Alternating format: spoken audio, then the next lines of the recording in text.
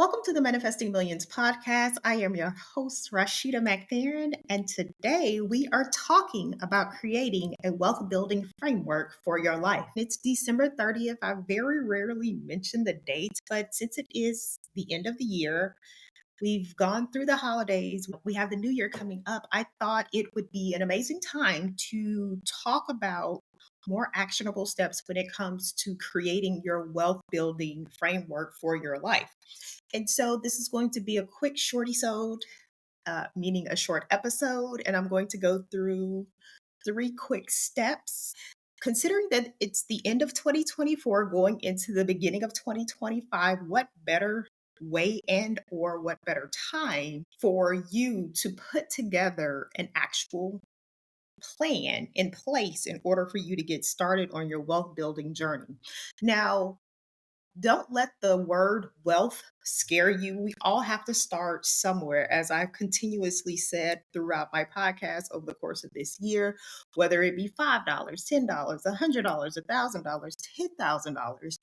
We all have to start somewhere. The goal is for you to get started. It's to take action.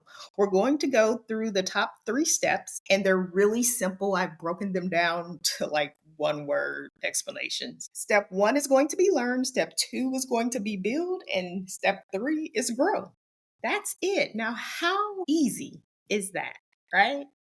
Right? Step 1, when we're learning, we are educating ourselves on the things that we can use, the tools, the assets, where we can put our money to make our money grow. I speak specifically about investing in Web3, blockchain technology, and cryptocurrencies. And I also talk about real estate, which is my cornerstone foundational principle in regards to building wealth. And then there are also, investing in the stock market for financial gain. So when we're educating ourselves in regards to any of these particular assets, you have to figure out which asset is going to work for you the best and then diversify and adding additional assets based on which one you know will be your cornerstone for building. So coming from my background, for my family, real estate, land has always been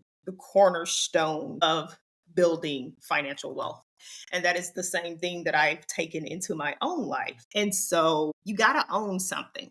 We live in a capitalistic society. The way you're going to build your wealth is in owning assets. And I know you hear all these crazy people talking about real estate is a waste of money. Why would you pour all your hard-earned money into just this one particular asset or whatever it is that you may hear? I disagree with them. I have always believed and will continue to believe that real estate is one of the most sound ways to build your portfolio in regards to building your assets. As you educate yourself in learning all of these assets, you have to put in the work. There's one thing to take a class, and then there is another thing to actually take the class, take the strategies from the class, figure out which strategy works for you, and go out into the streets and put it into play and put it into action. You're going to learn by doing, whether you make a mistake or not. Like, the only way to get in the game is to join the game. And so, yes, we have to learn the basics, the foundations, and the fundamentals of whatever asset it is that we're going to be putting our money into. At the same time, you have to put action behind that. And that is how you manifest your millions.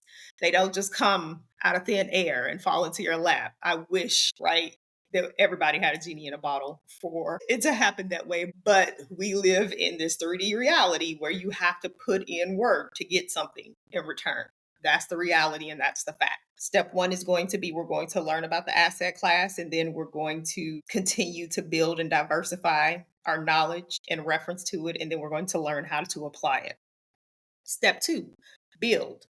We have to set up systems like investing in wallet exchanges and having a plan. Okay, so that is specifically in regards to financial instruments, in regards to stock market, ETFs, cryptocurrency, Web3, blockchain technology. In regards to real estate, you still need an investment plan.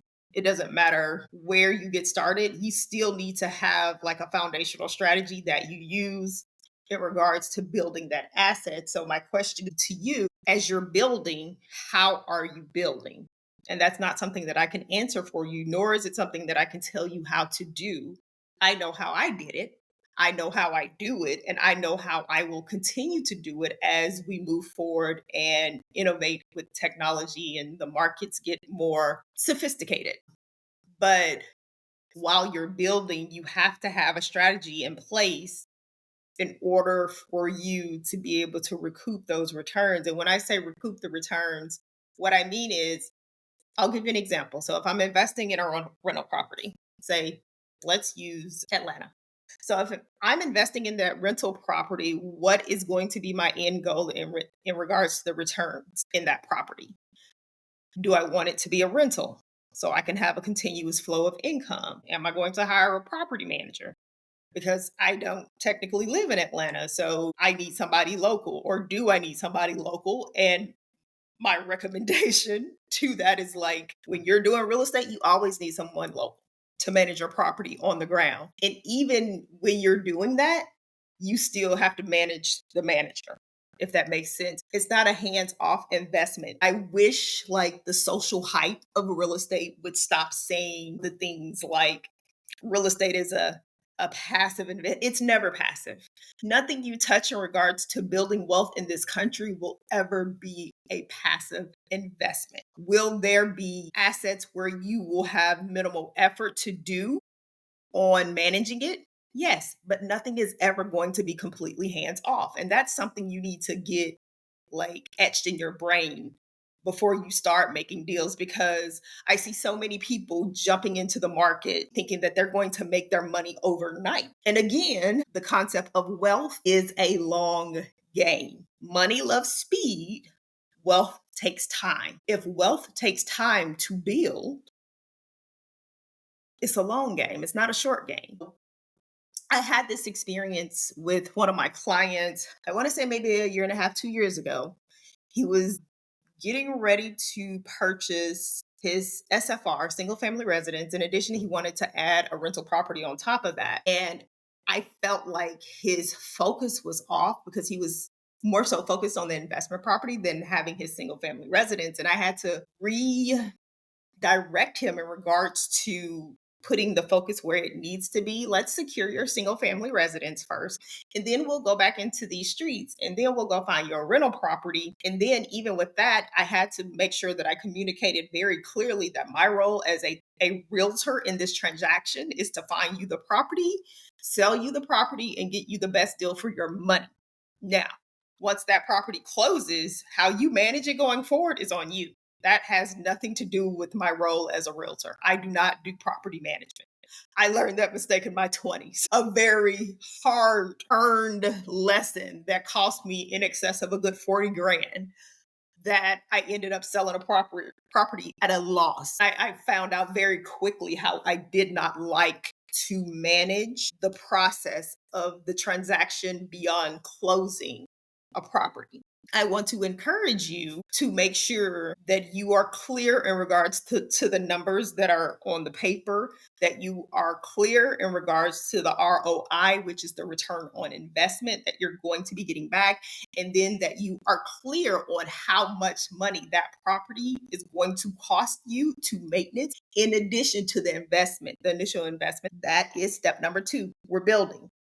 Step number 3 is that we're growing. We're going to implement strategies to scale wealth and manifest abundance. I kind of just touched on this a little bit. After you get your property, you get it cash flowing, or you get your investments and they're yielding you some returns. Your money is working for you. We want to make money work for us. That is the goal. You have to figure out what is working and then double, triple, quadruple down on what's working. Let's go back and use real estate again as another example. If you have a real estate property that is giving you cash flow, say of $1,000 a month. And it's a newer property, so you don't have as much maintenance. You're going to have less maintenance fees because of the fact that the property is new. I am not saying you're not going to have any maintenance fees. That is never the case with any real estate property. I don't care how new it is, because if it's made by a human who builds the houses and the townhomes or whatever, there are going to be mistakes made in the process. And a lot of times you find those mistakes 4 or 5 years, 7 years, 8 years down the line when stuff starts to go wrong because the property has been in use over a period of time. So you're cash flowing $1,000. Let's say your mortgage is, this is an ideal world now. Let's say your mortgage is $1,500. You charge $3,000 for the property. You're cash flowing $1,000, and then the $500, the extra $500 is used to pay the property manager. And you put that aside for extra fees in case something goes wrong. Say this has been working for the last 12 to 24 months, and you're consistently getting that $1,000 a month. My next question to you is going to be, so what are you going to do with the money that you're cash flowing? Are we going to save up that money for a year, take it and put it as a down payment on another investment property?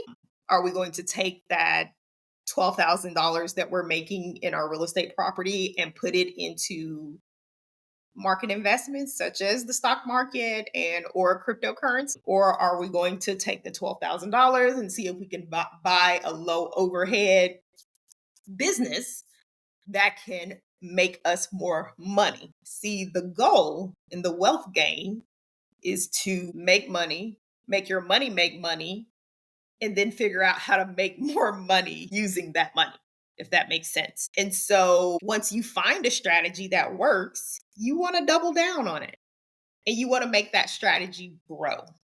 And if the real estate property is what's working for you, you can do more of that. Just don't go crazy with it, right? Funny story, early in my career, this is before the market tanked in 2008.